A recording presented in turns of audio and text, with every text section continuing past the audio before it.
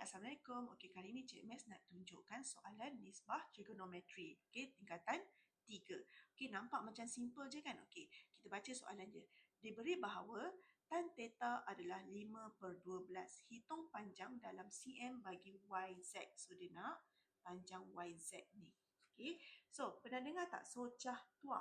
So, tan adalah opposite adjacent tua. So, mana opposite dia? Ni sudut kita. So, yang ni adalah opposite dan yang ni adalah adjacent. So, opposite dia adalah 5, adjacent dia adalah 12. So, opposite adalah 5, adjacent dia adalah 12. So, kadang-kadang pelajar dia terus direct. Okey, jawapan YZ ni adalah B. Tapi kena tengok dulu.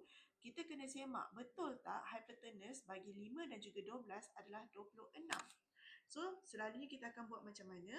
Kita akan buat A kuasa 2 tambah B kuasa 2, lepas tu square root kan. Betul tak? Tapi Cik Max akan tunjukkan tricks dia.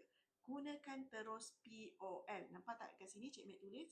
POL untuk mencari hypotenuse. Okey, so macam mana? Tekan shift tambah, keluarkan POL dia. Masukkan 5,12 tutup kurungan. Dia bagi berapa? 13. Sekarang ni adalah 26. Betul tak?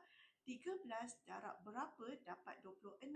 Darab dengan 2. So, bermaksud sini darab 2, sini juga adalah darab 2. So, YZ adalah 12 darab 2 adalah 24. So, jawapannya adalah D, bukannya B, 12. Okay, bye. Jumpa lagi. Assalamualaikum.